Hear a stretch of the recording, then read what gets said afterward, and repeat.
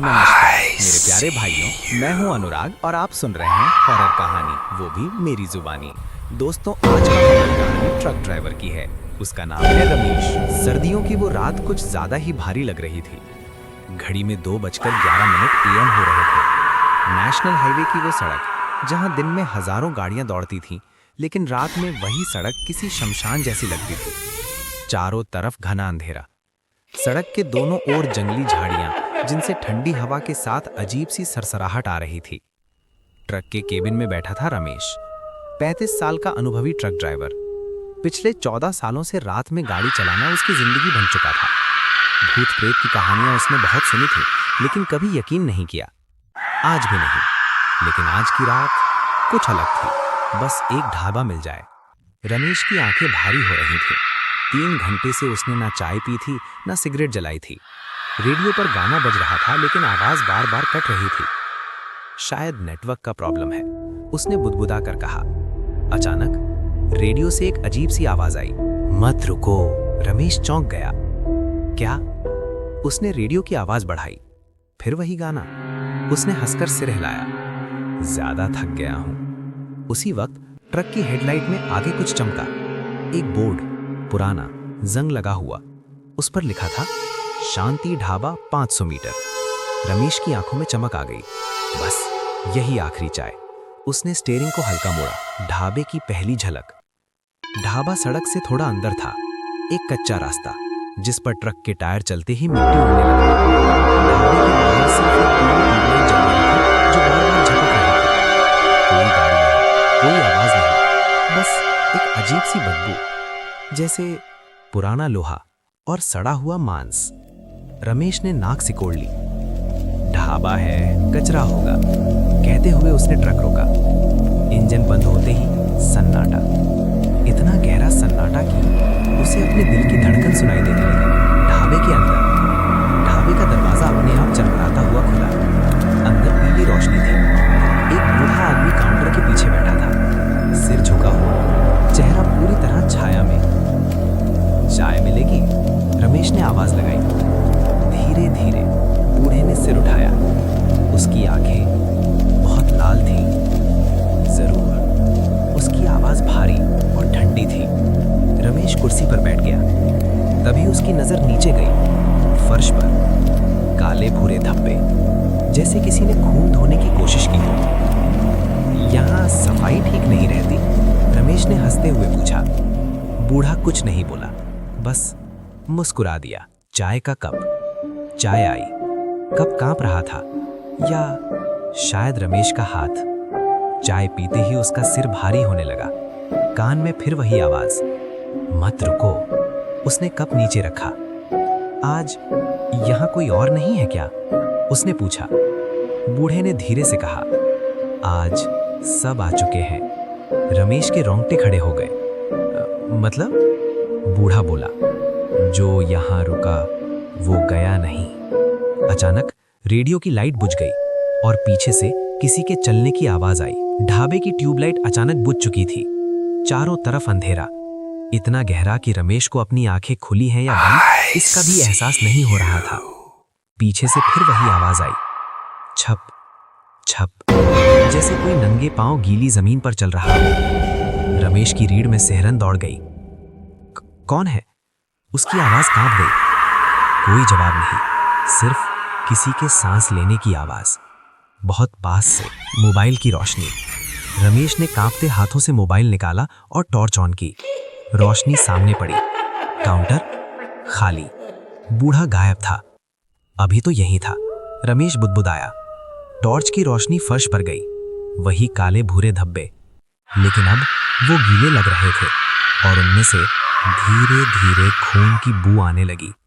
रमेश का दिल जोर से धड़कने लगा। पीछे का दरवाजा। ढाबे के एक कोने में एक छोटा सा दरवाजा था, लकड़ी का, आधा सड़ा हुआ।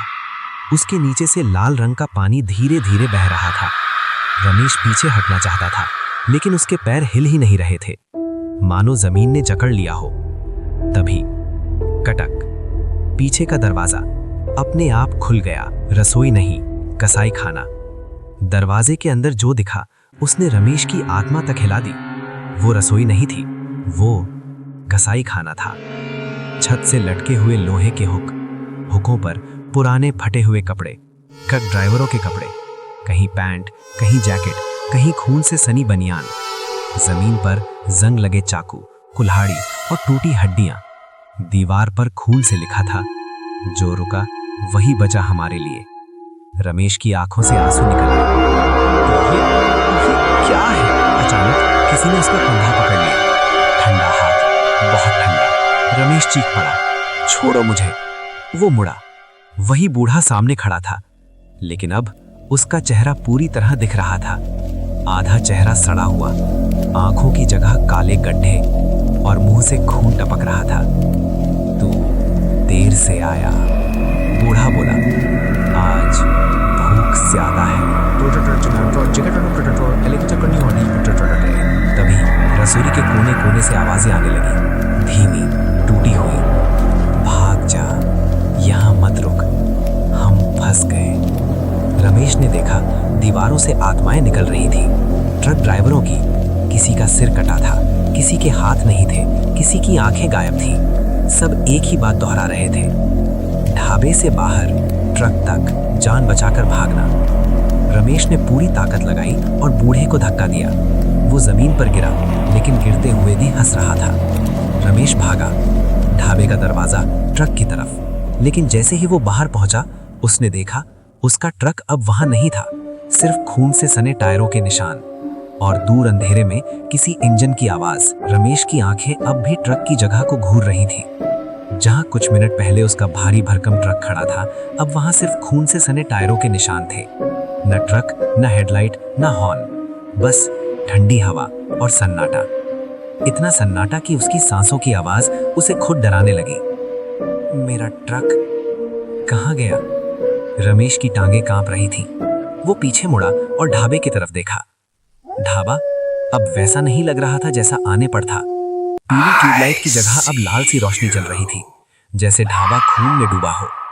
और रसोई से अब भी कुछ टपक रहा था, टप टप, वापस उसी नरक में। रमेश जानता था ढाबे में वापस जाना मतलब मौत को दावत देना है। लेकिन बाहर अंधेरा था, सड़क गायब थी, हाईवे जैसे कभी था ही नहीं।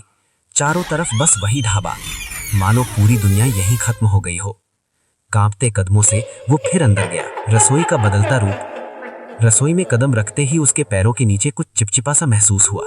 नीचे देखा, खून, ताजा खून, लेकिन अभी कुछ देर पहले तो वहां सूखा खून था। दीवारें अब धीरे धीरे धड़कने लगी। हाँ, धड़क रही थी जैसे कोई जिंदा चीज हो। छत से लटके हुक अब खाली नहीं थे, उन पर लाशें लटक रही थी, ट्रक ड्राइवरों की। किसी के गले में रस्सी थी, किसी का सीना फटा हुआ, और हर लाश की आंखें खुली हुई थी, सीधी रमेश की तरफ। हम भूखे थे। अचानक सारी लाशों के मुंह एक साथ खुले और एक ही आवाज आई, हम भूखे थे। रमेश कान पकड़कर बैठ गया। बस करो, भगवान के लिए। लेकिन आवाज रुकी नहीं। ढाबा हमें खिलाता है, ढाबा हमें जिंदा रखता है जब तक कोई नया नहीं आता। बूढ़े का असली चेहरा। तभी पीछे से तालियों की आवाज आई, ठक ठक ठक। वो बूढ़ा फिर सामने आ गया, लेकिन अब वो इंसान नहीं लग रहा था। उसका शरीर असामान्य रूप से लंबा, गर्दन टेढ़ी, आंखें पूरी तरह काली। तू समझदार है, वो बोला।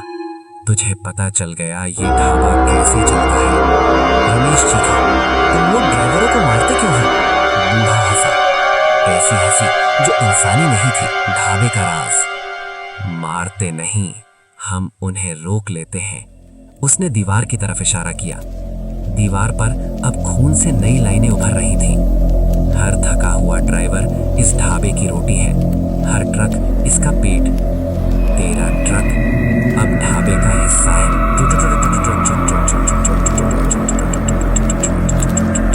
ट्रक की आवाज। अचानक हॉर्न बजा। रमेश चौंक गया। वो आवाज उसके ट्रक की थी। रसोई की दीवार धीरे धीरे पिघलने लगी और उसके पीछे उसका ट्रक। लेकिन अब ट्रक के शीशे के पीछे कोई और बैठा था, एक बिना चेहरा साया, खाली आंखें, खून से सना स्टीयरिंग, और ट्रक अपने आप आगे पीछे होने लगा। अब तेरी बारी। बूढ़ा धीरे से बोला, या तो ट्रक में बैठ जा या रसोई में लटक जा। रमेश की सांस रुक गई। उसके सामने अब सिर्फ दो रास्ते थे, चलती मौत या टंगी हुई मौत। रमेश के सामने उसका ट्रक खड़ा था, लेकिन वो अब उसका नहीं रहा था। हेडलाइट अपने आप जल बुझ रही थी। इंजन बिना चाबी के घर्राता हुआ चल रहा था और ड्राइवर सीट पर एक बिना चेहरा साया।